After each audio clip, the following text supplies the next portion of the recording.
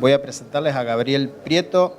Gabriel es ingeniero agrónomo egresado de la Facultad de Ciencias Agrarias de la UNR en 1986, especializado en temas de fertilidad de suelo y manejo de cultivos extensivos con énfasis en legumbres. Actualmente está cursando la maestría de Ciencias de Suelo en la Universidad de Buenos Aires. Gabriel.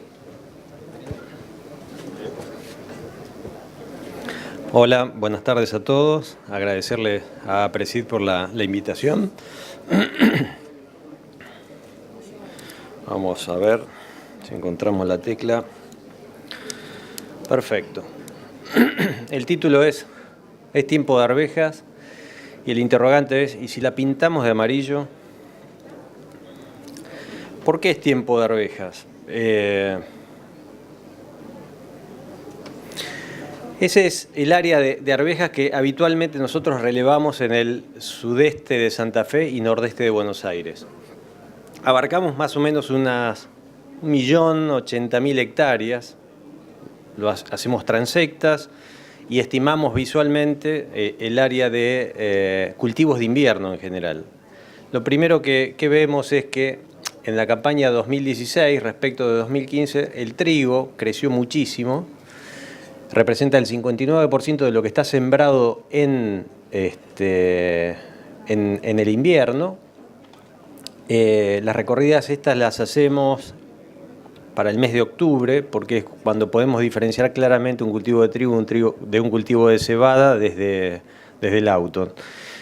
Tratamos de ir por caminos de tierra para regular mejor la velocidad, poder ir más despacio sin generar inconvenientes. Y había crecido mucho el área de trigo respecto del año 2015, que fue un año electoral y donde la gente no había apostado. El trigo creció y creció a manos de la reducción en el área de arveja y en el área de cebada cervecera. Y después de otros specialities, como por ejemplo coriandro, que en la campaña 2015 se habían sembrado en esa zona 8.000 hectáreas de coriandro. Un despropósito para un cultivo, un speciality de un mercado relativamente chico. Y el otro exponente es lenteja con un 13% del área. Hoy, a priori, para esta campaña ya prácticamente se terminó la siembra. Trigo se sembró mucho. Nosotros, obviamente, como les dije, el relevamiento lo vamos a hacer recién en octubre. Lo que sí creo que cayó mucho es arveja por una cuestión de precio, de rentabilidad del cultivo. Después vamos a ver debido a qué. Y lo que creció mucho es lenteja. Cebada se mantuvo igual, no representa mucho, y en otros están los verdeos. Eso desde el punto de vista del área ocupada. Olvidé decirles también que en la agencia de extensión donde yo me desempeño hubo muchas demandas de información este año por productores fuera de la zona núcleo, que es la que nosotros relevamos. Me refiero a centro de la provincia de Buenos Aires, provincia de Córdoba, Entre Ríos, centro de la provincia de Santa Fe. Hablando de arvejas en general, el impacto de la arveja en la rotación, también aquel productor que nunca hizo arveja y la adoptó o probó un par de años, logra ver cómo funciona o cómo encaja. Siempre hablamos de que no es alternativa al trigo, sino que es complementaria al trigo en los sistemas de producción por el rol que cumple en la rotación. Es un rol totalmente distinto por su ciclo y por sus características biológicas, ya que es una leguminosa e incorpora nitrógeno. Acá en esta imagen claramente vemos lo que es un cultivo de maíz de segunda sobre trigo versus un cultivo de maíz sobre arveja. Esto fue en la campaña 2011. Recuerden ustedes, la campaña 2011 fue extremadamente seca. Y esas diferencias de rendimiento que ahora vamos a ver, en gran medida responden. Esta es una imagen del antecesor trigo. Cuando no tiene nitrógeno es un maíz prácticamente perdido. Y para alcanzar un rendimiento decoroso necesitamos incorporar nitrógeno en gran cantidad. Aún así no llegamos, y lo vamos a ver, al rendimiento máximo que se obtiene con antecesor arveja.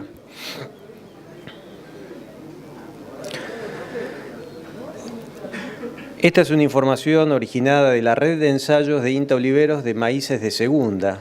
Y acá está el promedio, el punto negro es el promedio de los 18 materiales que participaron, 18 híbridos de punta que participan en esa red, el promedio de todos ellos en función del sitio, que representaba también un antecesor. En general, todos los sitios que están sobre gramíneas están con un rendimiento sensiblemente inferior a aquellos sitios que están sobre leguminosas, especialmente sobre arveja y garbanzo. Y este sitio en particular de trigo, con un promedio de 8.000 kilos, es un sitio en la zona de Casilda que tiene presencia de napa, influencia de napa, y en esa campaña se vio favorecido. Pero normalmente, como vamos a ver ahora, esto es lo que medimos en los antecesores a cultivos de maíz. El nivel de nitrógeno al momento de la siembra del maíz de segunda sobre arveja, sobre soja, con valores promedios similares, sobre trigo son muy inferiores, con una gran variabilidad, y sobre cultivo de cobertura de vicia villosa es donde tenemos los valores máximos de nitrógeno, como para explicar en cierta medida esa performance del maíz de segunda. Y estos son ensayos que llevamos a cabo en Uranga, en la chacra Pergamino, junto con el INTA Oliveros, donde bajo estos 3 antecesores el maíz es sembrado y en cada antecesor instalamos un ensayo con estas dosis de nitrógeno, con estas 5 dosis de nitrógeno, y vemos qué pasa con el rendimiento. Y fíjense que trigo, como antecesor, por más nitrógeno que le pongamos, no llega al máximo que alcanzamos con el resto de los antecesores. Claramente vicia es el que sin nitrógeno tiene una productividad para este año, esto fue el año 2016, de 12.000 kilos. El barbecho de soja de primera sin nitrógeno está en 11.700 kilos y ahí cerquita sobre arveja. Donde vemos que para estas situaciones, barbecho y arveja, con apenas 30 unidades de nitrógeno ya estamos saturando o llegando al techo, al plató de rendimiento del maíz de segunda. Claramente el maíz de segunda en la zona se impone por sobre el tradicional maíz de primera porque es un maíz mucho más barato, mucho más estable en el rendimiento, barato porque va a menor densidad de siembra, porque si va sobre soja de primera como antecesor o sobre arveja o sobre cultivo de cobertura de vicia villosa, las necesidades de nitrógeno se reducen sensiblemente. ¿Y qué pasa con el trigo que se siembra después de ese maíz? También estos son datos de la chacra Pergamino y del INTA Oliveros. Nuevamente el trigo que tuvo trigo-maíz es el que peor se ve, y nuevamente arveja y barbecho son los que mejor se comportan. Ya aquí, para tener el plató, tenemos que estar arriba de 180 kilos de nitrógeno aportado. Recuerden que es un trigo sobre maíz. ¿Qué pasa con soja de segunda? Bueno, claramente lo mismo. Los rendimientos de soja de segunda, datos de AFA María Juana e INTA Rafaela del año 2011. Los rendimientos de soja de segunda sobre arveja son superiores al del resto de los antecesores posibles que tenían ahí: cebada, triticale, colza y trigo. Esto es normal que se vea. Entonces, los productores están viendo en cierta medida el impacto que tiene la inclusión de arveja en los esquemas de producción. Y en el título poníamos "las pintamos de amarillo", porque en realidad el mercado de arveja, como vamos a ver a partir del año 2015, se divide en 2 grandes grupos de producción. Hay gente que va a hacer arveja verde y hay gente que va a producir arveja amarilla, gracias a la introducción de genética, que es lo que nos posibilita ingresar a nuevos mercados en forma medianamente exitosa. Estas son las variedades que participan en una red nacional de cultivares de arveja que coordina el INTA Arroyo Seco y van de sitios tan al norte como Salta y tan al sur como Bordenave, en la provincia de Buenos Aires. Estas variedades las comparamos con las tradicionales Viper y Facón. Hoy hay inscriptas en INASE 76 variedades de arveja, 76, 77 variedades de arveja, y en producción el 90% está metido con estas 8 variedades. Estos son los resultados del año de la campaña 2016-2017. Con estas características. Tenemos ya 4 verde, incluyendo Viper y Facón. Ya Viper tiene más de 20 años de multiplicación. Uno cuando va a un lote de Viper claramente se da cuenta de que es viperón, porque puede tener Viper, Facón o cualquier otra cosa. Tiene más de un 30% de planta fuera de tipo, con otra estructura foliosa, contaminada con huevo hetero, en el peor de los casos. Así que es un problema el tema semilla y lo vamos a ver. Y hay 4 variedades amarillas con reciente introducción al mercado de Argentina, que son Jams, Reusite, ambas de origen francés, Meadow de origen canadiense y Blue Star también de origen francés. Y una variedad de origen francés que es Shamrock, que lo introdujo la cooperativa Lima Grain. ¿Y qué pasa con esas redes de ensayo? Los resultados son estos. Claramente hay, y a nivel del OTCB, un predominio de las amarillas por sobre las verdes en lo que es el rendimiento. Esto se repitió en la campaña anterior, la 15-16.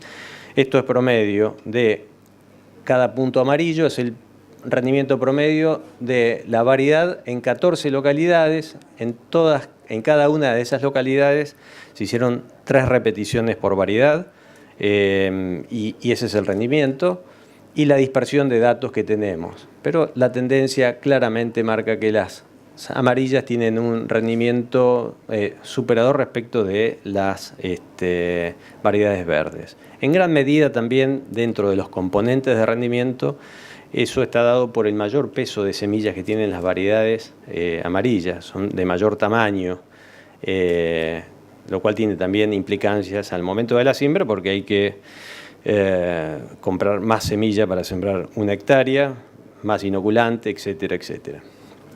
Pero bueno, en cierta medida lo está devolviendo en rendimiento.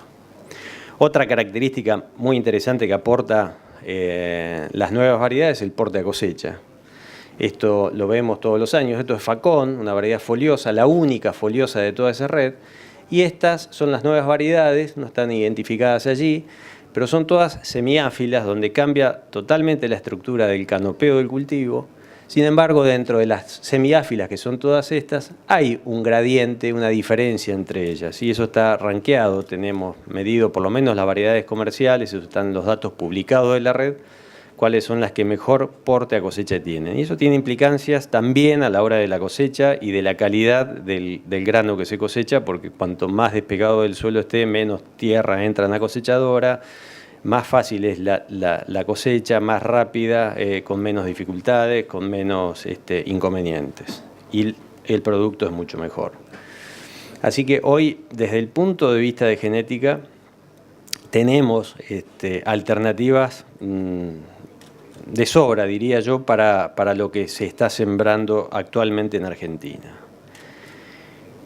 Y los mercados es otra de las cuestiones que tenemos que ir prestándole atención. En los mercados internacionales, esta es la evolución del crecimiento del comercio internacional de arvejas.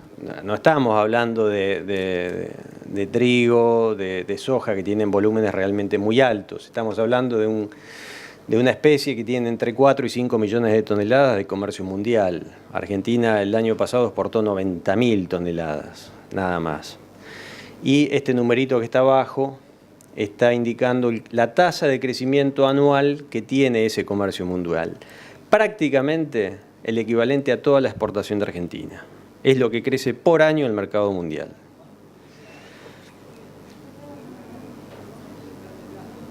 Les voy a mostrar los datos de lo que es India. La tendencia de producción e importación en millones de toneladas en las últimas 6 campañas. En la producción que tiene India en sus 2 estaciones de producción, Kharif y Rabi, el total de producción, fíjense que la tendencia es creciente. 22 es la producción total de legumbres, no de arvejas. Pero lo llamativo es que a pesar de haber tenido un récord de 22 millones de toneladas, tuvieron un récord de importación. Y esto es lo que tracciona la demanda, esta fuerte demanda, que para nosotros está abierta hoy por hoy, para Argentina, en forma satisfactoria, porque Argentina salió al mercado con estas nuevas arvejas, con genética nueva, con buena calidad. Pero esto, si mantiene esta tasa de crecimiento, tengamos en cuenta que nos queda todavía otros destinos como Bangladesh o China, donde en China están produciendo 1 millón, estos son datos del 2014 de FAO, está produciendo 1.600.000 toneladas de arveja, pero tiene que importar el equivalente y lo está haciendo de otros países, fundamentalmente de Canadá, que es el principal productor y exportador. Y nosotros estamos acá en el resto. India produce 600.000 toneladas y la consume toda. Estados Unidos en el año 2014 780.000 y exporta, es un competidor. Y Rusia también, 1,5 millones y está dentro de los países que más exportan, junto con Francia, que está metido con el resto del mundo. Los exportadores, como les decía, principales Canadá, Estados Unidos, Rusia, Francia, Australia y otros países. Y para estudiar un poquito quiénes son los clientes de Canadá, en este año estaba China con el 45%, India con el 40%, Estados Unidos, Bélgica, Sudamérica. En Sudamérica meten un 3%, que es también, en ese año exportaron 2 millones de toneladas, el 3% son 60.000 toneladas, que es lo que aproximadamente había exportado Argentina en el 2013. Y de la producción que Canadá tiene y de la exportación que hace, el 86% es de arveja amarilla. Argentina históricamente hizo arveja verde por una sencilla razón. El principal comprador de arvejas verdes en Argentina es Brasil. Y claramente es un mercado diferente, pero un mercado, yo diría, de precio, mientras que el mercado de amarilla es un mercado de volumen. La demanda, el gran volumen es lo que yo creo que va a mover la producción de arveja. La exportación los protocolos para exportar a China no están habilitados todavía. Se espera que este año se pueda lograr y eso podría dar un vuelco muy grande a la producción de arveja en Argentina, porque a diferencia de lo que sucede con los países productores, de lo que sucede con Canadá, de lo que sucede con Estados Unidos, de lo que sucede con Rusia, es un cultivo por año y ellos o hacen arveja o hacen trigo. Nosotros podemos hacer arveja y después en el mismo año meter un cultivo estival. Ellos no lo pueden hacer. Fundamentalmente Canadá, que es el principal productor. Y para el debate dejar algunas inquietudes. En lo tecnológico, incorporar genética adaptada a más ambientes. Hay genética para siembras más tempranas, en aquellos ambientes donde para la siembra normal están escasos de humedad, adaptadas a bajas temperaturas. En el oeste bonaerense, en el este de Córdoba, la última helada fue realmente muy violenta, y hay variedades que se adaptan a estas condiciones, y resistencia a enfermedades, sobre todo enfermedades del tipo vascular, que son las de más difícil control o prácticamente imposible el control, que nos darían un plus. Pero para esto necesitamos genética, y para tener genética necesitamos pagarla. Y eso es un mensaje que a los productores nos cuesta, yo también soy productor, nos cuesta entenderlo. La genética la tenemos que pagar. Después discutiremos cómo, cuánto, de qué forma, pero hay que pagarla si la queremos. Y la única forma de salir en forma confiable a los mercados internacionales es saliendo con calidad. Sin variedades nuevas es imposible tener buena calidad. Nosotros creemos que por pasar por una colorimétrica un lote de arveja vamos a salir con cierto nivel de pureza. No es así. La colorimétrica separa semillas de distinto color, no separa distintos genotipos. Necesitamos apuntar a la calidad, tranqueras adentro. Hay mucho por hacer, buenas prácticas agrícolas. Estamos trabajando con SENASA y con colegas de la red de asesores que nos están ayudando para lograr que se inscriban más principios activos para el control de adversidades en el cultivo de arveja. Eso se está logrando, se está ampliando, de tal forma de salir en forma confiable a los mercados internacionales. Confiabilidad como oferentes en el mercado para ser reconocidos con nuestro producto, tener una cierta continuidad. El drama hoy de los exportadores es cerrar negocios y darse vuelta, volver y decir, ¿y dónde saco ahora la mercadería para cumplir esos negocios? Necesitamos enganchar esa cadena. Yo creo que en arveja se puso en movimiento con arveja verde, con arveja amarilla va a costar un poco más, pero hay que lograrlo. Y los volúmenes, como les decía, los volúmenes de demanda nos superan y en infraestructura estamos realmente muy deficientes en el país. Estamos llevando, por ejemplo, arveja verde a Brasil en camión. No hay otra, pero lo estamos llevando en camión. El costo de flete es impresionante. Y recordemos que en arveja el FAS que recibe el productor es el 60% del FOB.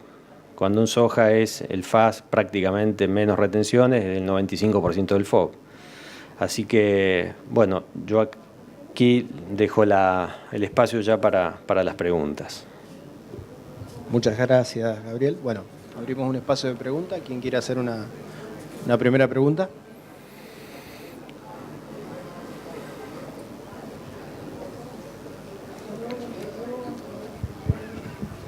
¿Qué tal? ¿Tienen medido aporte de nitrógeno vía fijación? Y otra pregunta es, durante el cultivo, ¿qué herbicidas manejan para el control de hoja ancha y latifoliada? El aporte de nitrógeno, como veíamos, se está trabajando. Hay dos tesistas de CONICET en INTA Oliveros trabajando específicamente en el tema arveja. Comparativamente es menor al de vicia, menor al de garbanzo, mayor al de lenteja, pero no lo tenemos medido cuantitativamente en forma directa. Eso, al culminar este año de ensayos, ya creo que lo vamos a tener para arveja, la cantidad de nitrógeno que fija. Y después me preguntaba el paquete de herbicidas.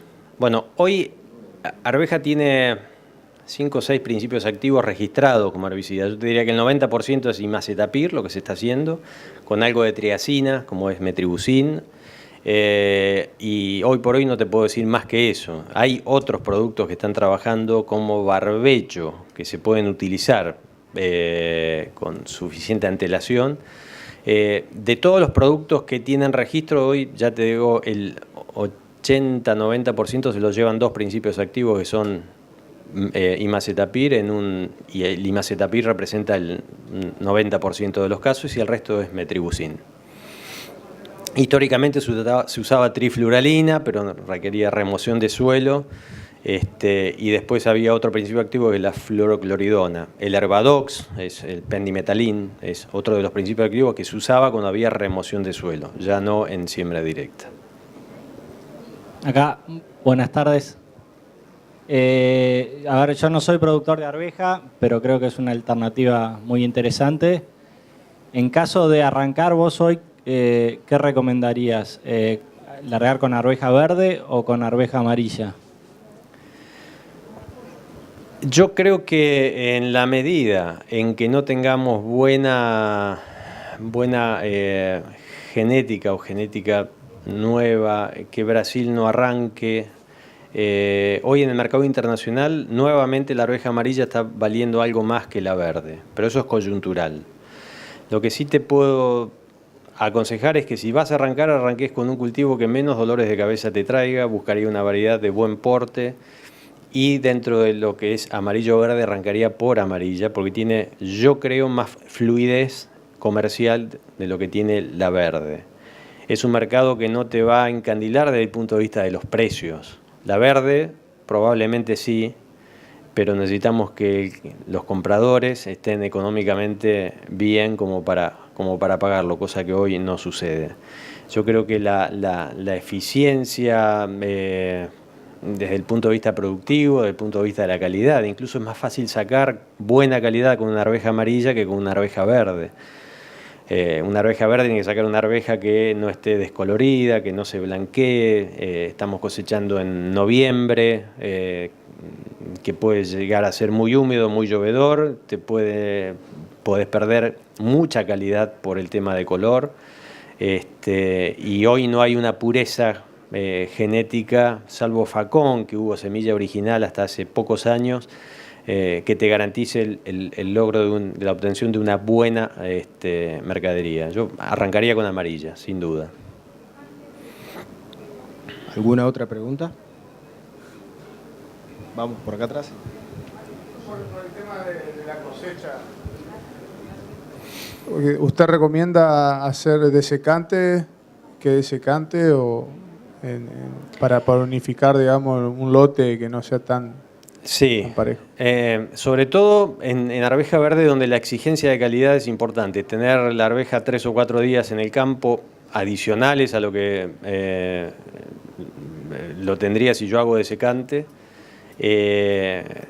Llevaría muchos riesgos, porque no es cuestión de rendimiento, sino que también hay que obtener calidad. Para asegurar la calidad, cuanto antes la saque del campo, mejor. El color verde lo otorgan un pigmento que es clorofila. Hay 2 tipos de clorofila que son tremendamente lábiles, se degradan rápidamente, fundamentalmente por acción de la humedad. Así como un grano de soja, al momento de la cosecha se hincha a la noche, o cuando hay neblina o alta humedad, o llueve y se deshincha cuando se seca. Ese movimiento, las enzimas se terminan consumiendo la clorofila, se blanquea y es un grano que como arveja exportable no sirve. Puede servir para semilla, puede servir como forraje, pero no como arveja exportable, digamos, para consumo humano. Necesita mantener el color verde. Entonces el desecante te ayuda a anticipar la cosecha en forma significativa. Salvo que tengas un clima muy seco y diga, bueno, me ahorro la aplicación de desecante. Y es otro punto, porque hay mercados internacionales que también están objetando esto de los desecantes, qué tipo de desecante se utiliza. Y bueno, hoy por hoy el único registrado como desecante es el Paraquat. ¿Cómo son los números? O sea, ¿qué inversión tenemos? ¿Qué rendimientos, qué retorno tenemos? Estamos trabajando con el Ministerio de Agroindustria y elaboramos, nos pidieron hacer así los márgenes, a nivel de margen bruto. A un precio que 2 de los que aportaron datos, aportaron también el precio. En el caso de arveja amarilla, con un precio de $170, que es el piso que ellos estiman que puede llegar a tener, el rendimiento de equilibrio, y dependiendo en qué zonas estés, siempre estando en la zona núcleo, el rendimiento de equilibrio para un campo de propiedad está alrededor de los 2.800 a 3.000 kilos. Y un tercer, digamos, dato de número lo elaboré yo y me da un poco más alto, 3.200 kilos. Por la sencilla razón que estoy más alejado de los puertos. Hay una cuestión de infraestructura que tenemos que arreglar. Los fletes en Argentina están realmente muy caros. Todos hemos leído los artículos donde cuestan 10 veces más que en Brasil. Y que en Estados Unidos. Además, todo por camión, no hay trenes, no hay vías fluviales ni marítimas, digamos, como para abaratar este rubro. Así que ese es el rendimiento de equilibrio. No nos olvidemos que en el caso de, en función del 70% de la agricultura se hace en campo de tercero, por lo menos en mi zona, y ahí hay que agregarle el costo del alquiler. Y los márgenes son positivos, pero muy chiquititos. Lo que sí nos beneficia enormemente es el cultivo de verano que viene después, ¿no?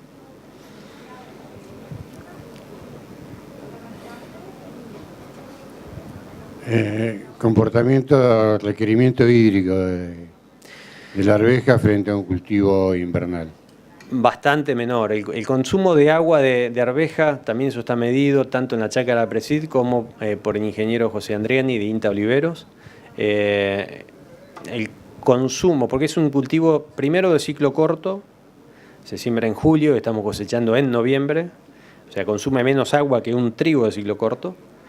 Y además el sistema radicular en suelos argidoles, pero también en apludoles, no pasa el metro 10 de profundidad. O sea que nos está, por eso se explica el mayor rendimiento de maíz. No solamente es nitrógeno, también es agua.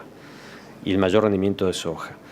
El consumo de agua está entre los 170 y 230 milímetros. Es decir, saliendo en un suelo argidol típico como los que tenemos en esta zona con el tanque lleno, llegamos prácticamente bien a cosecha con muy poca lluvia, ¿no? Con muy poca lluvia. ¿Tiene algo de información de usar el grano de arveja como forrajero para ganado? No hay un grupo de Entre Ríos que está trabajando, pero no tenemos medido. En la bibliografía sí se cita para bovinos, pero no en dietas exclusivamente basadas en arvejas, sino con un porcentaje.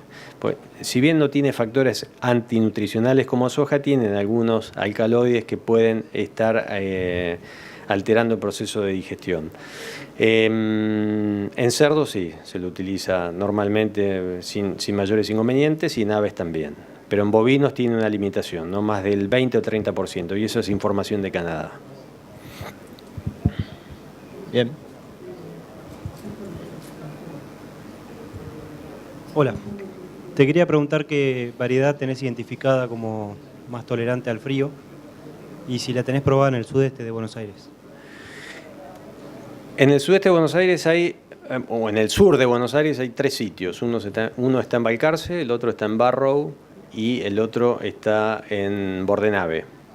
En las 3 localidades no tuvimos episodios de temperaturas de 8 grados bajo cero como la que tuvo Córdoba hace 10 días atrás, 15 días atrás.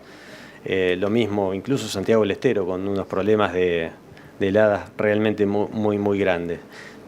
Hasta donde el frío nos dio en la zona nuestra, donde yo controlo a estas variedades, todas se comportan igual. El año pasado tuvimos una helada muy importante, el 25 de septiembre, que produjo daños muy grandes, sobre todo en el norte de Buenos Aires, en Arrecifes, con pérdidas importantes de biomasa, pero yo te diría que le pegó a todas por igual.